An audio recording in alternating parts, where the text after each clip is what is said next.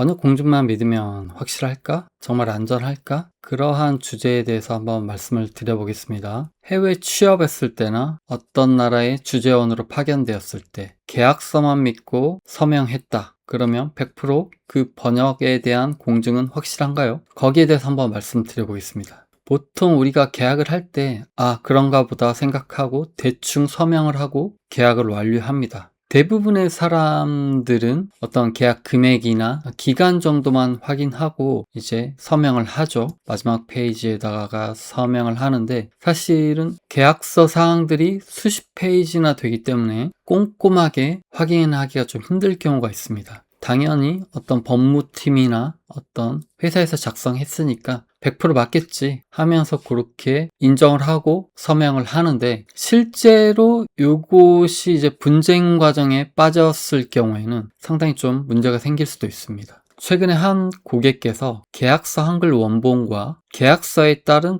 번역본 한 부를 들고 오셨습니다. 근데 공증까지 받은 번역이었는데도 불구하고 번역 내용이 깜짝 놀랐습니다. 오역은 기본이고 누락된 문장도 상당히 많았고 여러 가지 애매한 표현들이 많았습니다. 그리고 고유명사들을 제각각으로 번역을 해가지고 상당히 큰 어려움이 있었던 것이죠. 그래서 그 번역을 전체적으로 다시 수정하고 검토하고 추가하는 과정에서 오히려 더 시간과 돈이 많이 들게 되었다. 계약서는 일반 문서와 달리 제3조가 제12조를 참조하고 제15조가 다시 8조를 인용하는 식으로 아주 복잡하게 연결되어 있습니다. 그런데 번역 과정에서 한 문장이 빠지거나 한 문단이 누락되면 이후 모든 번호 체계가 달라질 수 있는 것이죠. 예를 들어서 원문에서 18조를 참조하도록 되어 있는데 번역본에서는 앞부분의 누락으로 인해 실제 18조가 다른 내용으로 교체되어 버리는 경우가 발생할 수 있습니다. 그러면 계약 당사자들은 서로 다른 조항을 근거로 자신의 권리를 주장하게 되고 결국 분쟁은 더욱더 복잡해진다는 것이죠. 또 하나 자주 발견되는 문제는 참조 조항의 오류입니다. 원문에는 10조를 따른다라고 되어 있는데 번역 과정에서 11조에 따른다라고 바뀌는 경우입니다. 숫자 하나 차이처럼 보이지만 실제로는 전혀 다른 법적 의미를 갖게 됩니다. 법률 문서는 일반 글쓰기와 좀 다르죠. 문장의 아름다움보다 정확성이 우선합니다. 따라서 숫자 하나, 쉼표 하나도 중요한 의미를 가지게 되죠. 계약서 번역에서 특히 주의해야 하는 부분은 금액과 계산입니다. 예를 들어 기본급의 12% 범위 내에서 지급한다는 문장을 번역한다고 가정해 보겠습니다. 여기서 기준이 되는 것이 개인의 기본급인지 전체 직원의 기본급 총액인지 월급인지 분기별 금액인지에 따라 계산 결과는 크게 달라질 수 있죠. 번역 과정에서 이러한 수식 관계가 정확하게 전달되지 않으면 계약 해석 자체가 달라질 가능성이 충분합니다.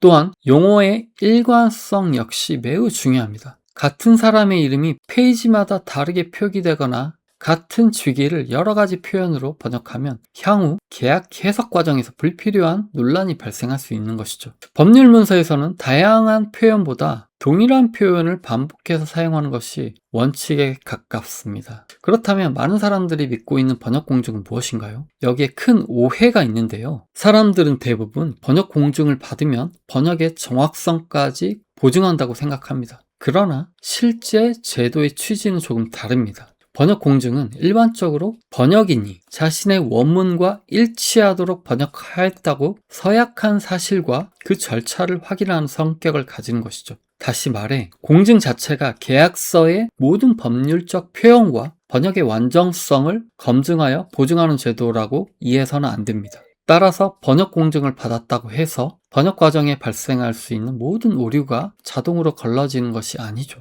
이 때문에 중요한 계약일수록 번역과 공증을 별개의 과정으로 생각해야 합니다. 좋은 번역은 단순히 영어를 잘하는 사람이 만든 것이 아닙니다. 특히 법률 문서는 해당 분야의 용어와 계약 구조를 이해하는 전문성이 함께 요구됩니다. 실제로 국제 계약에서는 하나의 단어 해석을 두고 수개월 동안 다투는 사례도 흔합니다. 특히 미국과 같이 소송 문화가 발달한 국가에서는 계약 문구 하나가 협상과 재판의 핵심 쟁점이 되는 경우도 적지 않습니다. 그래서 중요한 계약을 체결할 때는 반드시 세 가지를 확인하는 것이 좋습니다. 첫째, 번역을 담당하는 사람이 법률문서 번역 경험을 갖추고 있는지 확인해야 합니다. 둘째, 번역이 완료되면 원문과 번역문의 조항 번호, 참조 조항, 날짜와 금액, 비율 등이 정확하게 대응하는지 다시 한번 검토해야 합니다. 셋째, 인생에 큰 영향을 미칠 계약이라면 가능하면 다른 전문가에게 한 번 더 검수를 받는 것이 좋습니다. 처음에는 다소 비용이 추가될 수 있지만